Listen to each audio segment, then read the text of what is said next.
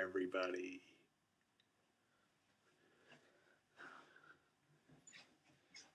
So after that little creepy smile there, with this X-ray effect, as this is called on Photo Booth, I look like Ghost or Dr. Manhattan, like from Watchmen, for those of you who've seen that. But so I have this ghost effect here. Yeah, we're gonna call it that for now. But because I'm going to review the first two Paranormal Activity films for you today. Um, Man, I look weird as Dr. Manhattan, don't I? Have this old ghost thing going on. I'm probably going to keep this for the third one because this is a pretty cool effect. I have no idea how long it's going to upload. But anyway, let's get to the review. So Paranormal Activity 1. In this film, we followed a couple. They move into a new house, and they think everything's okay. Um, this boyfriend always knew about this ghost that this girl has been haunted by throughout her whole life. And it's not until they move into the house where he buys a new camcorder and wants to film what might possibly be some overnight activity with this ghost. Apparently, this ghost follows her everywhere she goes. And apparently, the more that she pays attention to it, or the people around her pay attention to it, the more aggressive the ghost will become. So, after filming this, what appears to be pointless footage for a while, around the fifth or sixth night, I would say, I am not so sure about the specific number, but after a certain amount of nights where they start filming this thing while they're in bed for a possible ghost activity, they start to notice things. They play back the videotape when they're awake during the day, and they notice things like the door starts to open and close, the door slams, they wake up. Turns out it's the ghost. Ooh, look at my hand there. It's the ghost doing things to them. And when they really start to pay attention to it, the ghost does even worse things. So without me revealing too much of this film, what I can tell you is they do see a ghost professional in a way. He's not really a doctor, he's not really a therapist, but he knows a lot about the paranormal and people experiencing ghosts. Kind of like a medium, like you saw Zelda Rubinstein do in Poltergeist, if any of you have seen that film. So he tells them things what they should and shouldn't do. And things like, maybe get rid of the videotape thing. Maybe that's what's causing all this to happen. And things like maybe set up some flour or sugar or something that can leave evidence that there's footprints or whatever. So they do try that at one point. It does turn out that there are footprints when they do try that. So then they really start to get scared. And that's when the ghost really starts to get aggressive at night, when they start videotaping once again. So without me revealing too much of the film, pretty much Paranormal Activity 1 is us getting used to this Katie girl's, that's her first name, Katie, I believe, kind of her whole experience with this ghost. And it's with us getting into the 2 and 3, this film is truly about what it's like to live with this ghost, and well, the after effects of paying too much attention to the ghost. So the first one, I'm not going to even tell you the ending because that's going to really ruin the movie. But so I guess we'll move on to Paranormal Activity 2 now. In this film, we focus on the sister. Her name is Kristi. And apparently, from what I remember, she lived in this house for a while. And they have a pool. They already have kids and stuff. Katie didn't, I believe. And this is around the time where Katie and this Mika, I forgot to mention the husband's name, Mika, from the first film, they're still planning the moving. I think at one point they are in the house. It's like the very, very early stages before they even videotaped what was the first events of the first movie.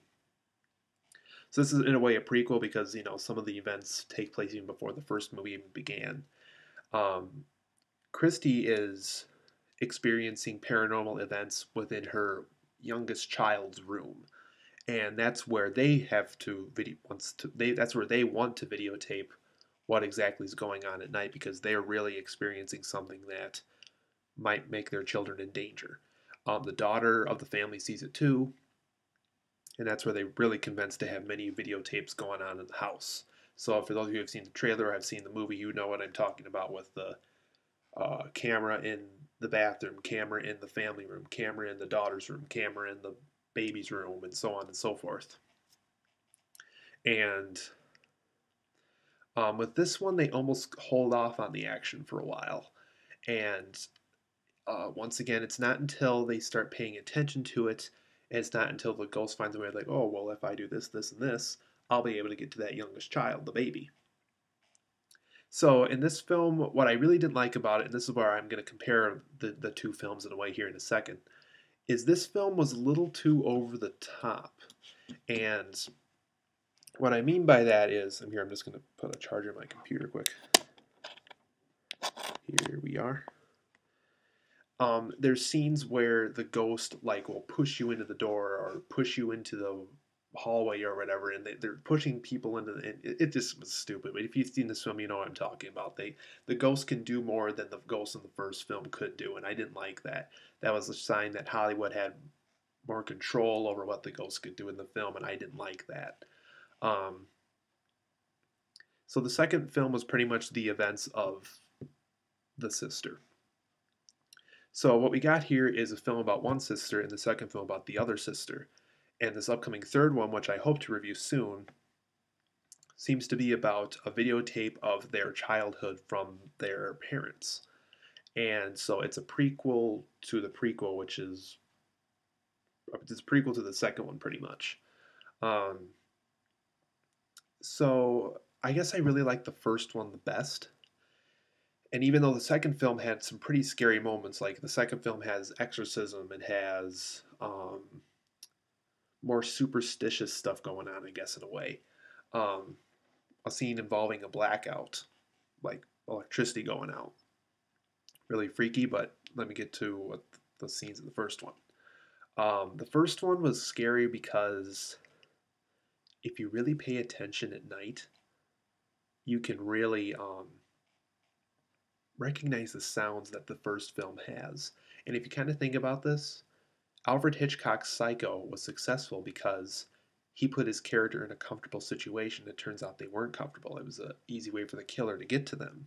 In Paranormal Activity, the ghost has an easier chance of getting to these two people because they're in a bed, they're comfortable, they're sleeping, they're in deep sleep, they have no weapon.